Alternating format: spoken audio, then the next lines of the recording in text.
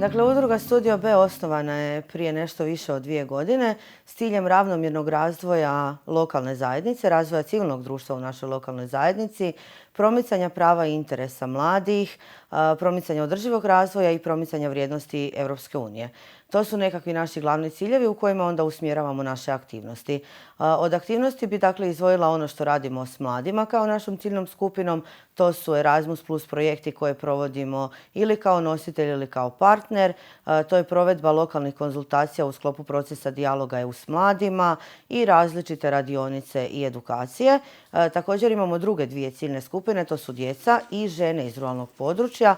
Dakle, kao što znamo, mladi su jedna izrazito heterogena skupina koja ima različite nekakve podgrupe. Tako da naša udruga radi sa zapravo nekoliko podgrupacija mladih i svi se oni svrstavaju, gotovo svi se svrstavaju u ovu kategoriju mladih s manje mogućnosti. To su mladi koji se suočavaju dakle s geografskom preprekom jer dolaze iz ruralnog područja, s ekonomskim preprekama i mladi koji se suočavaju sa društvenim preprekama, pri čemu izdvajamo nacionalne manjine. Mlade u naše aktivnosti uključujemo kontinuirano od našeg osnivanja i možemo čak reći da smo prema Zakonu o udrugama Republike Hrvatske mi organizacija mladih, jer većinu našeg članstva i upravljačkih tijela čine osobe mlađe od 30 godina.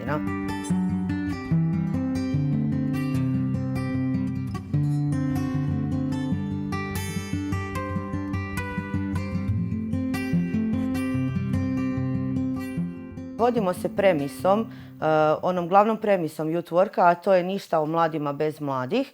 Tako da se mladi u naše aktivnosti uključuju i kao inicijatori i kao provoditelji tih aktivnosti i kao korisnici u krajnjem slučaju. Na taj način zapravo vjerujemo da postižemo onu punu svrhu Youth Worka, a to je razvoj potencijala, općih potencijala mladih. Potrebe nekoliko puta godišnje radimo ispitivanje i analizu potreba, bilo kroz fokus grupe, bilo na neki drugi način. Također vodimo se relevantnim istraživanjima koja se provode na razini cijele Republike Hrvatske. Prvenstveno mislim na istraživanja Instituta za društvena istraživanja iz Zagreba koji radi najopsežnije nekako istraživanje nad interesima i potrebama mladih, a i sami provodimo takvu vrstu istraživanja kroz Google upitnike i sl. U ispitivanju zapravo tih potreba mladih jako puno nam pomaže i ovaj konzultacijski proces dijaloga EU s mladima, zato što tu kroz fokus grupe dobijemo zapravo visoko vrijedne informacije o stanju mladih i potrebama mladih u našoj lokalnoj zajednici. Studio B djeluje u jednoj općini Vrbje koja je izrazito, odnosno relativno mala i nema baš jako razvijeno civilno društvo, tako da mi surađujemo s organizacijama na širem novogradiškom području koje mi sami gravitiramo, ali i s organizacijama na nacionalnom i međunarodnom nivou. Ta je organizacija suradnja uglavnom dobra i možemo reći da smo u ove 2 godine zapravo uspjeli ostvariti partnerstva što unutar sektora, što izvan njega. Međutim, jednom kad se to partnerstvo uhoda i kad ta kroz-sektoralna mreža profunkcionira, benefiti su zapravo značajni zato što na puno bolji način postižemo zadovoljenje potreba kako naših korisnika naših aktivnosti, tako i korisnika partnerskih organizacija i na taj način nekakvim sinergijskim djelovanjem zapravo podižemo kvalitetu života i u našoj i u drugim zajednicama.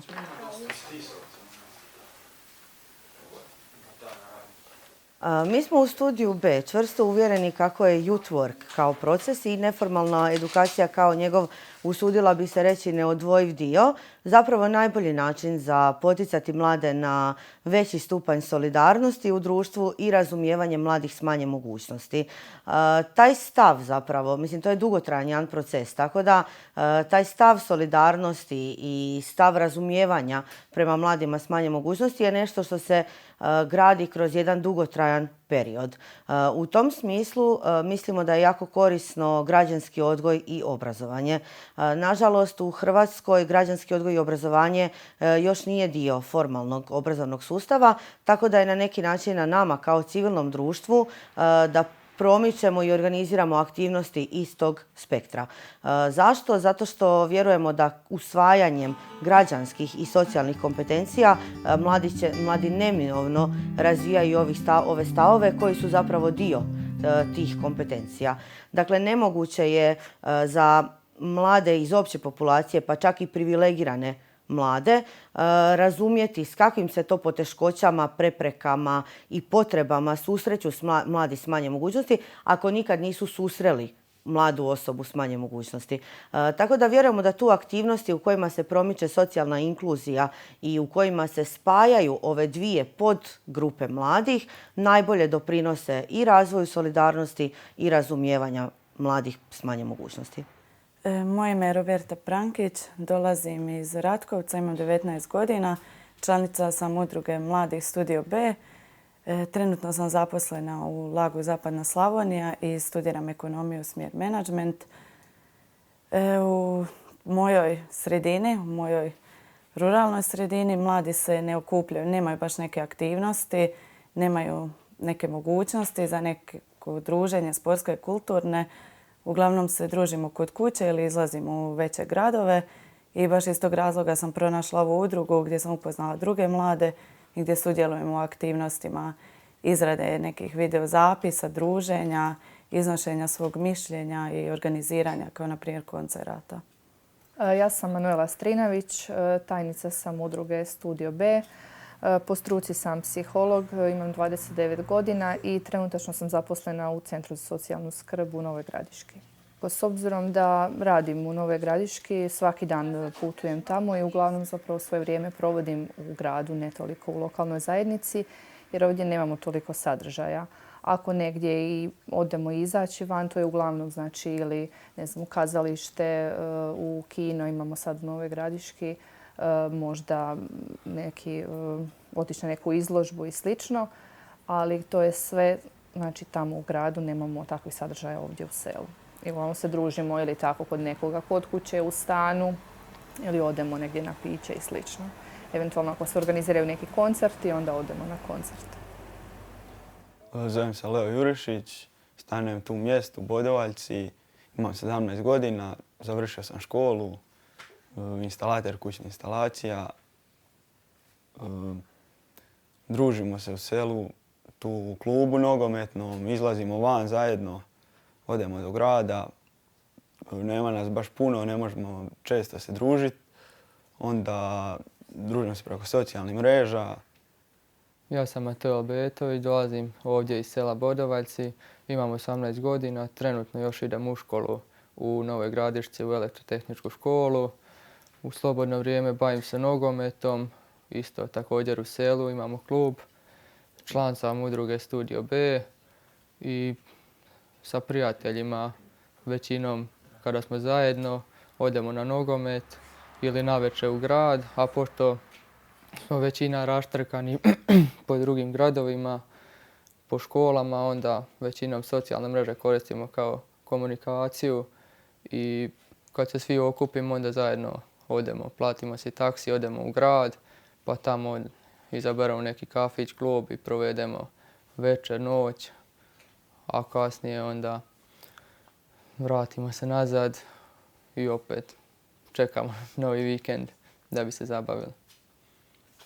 Ja sam Klija Marković, živim u Bodovaljcima, imam 18 godina, idem u gimnaziju Nova Gradiška i od prijatelja što se družimo i gledam preko interneta i društvenih mreža. Ili se poslije škole nađemo u gradu jer svi smo iz drugih sela i ne postoji to selo koje nam pruža tu neku mogućnost pronalaska da imamo prijevoz jer uvijek netko nedostaje.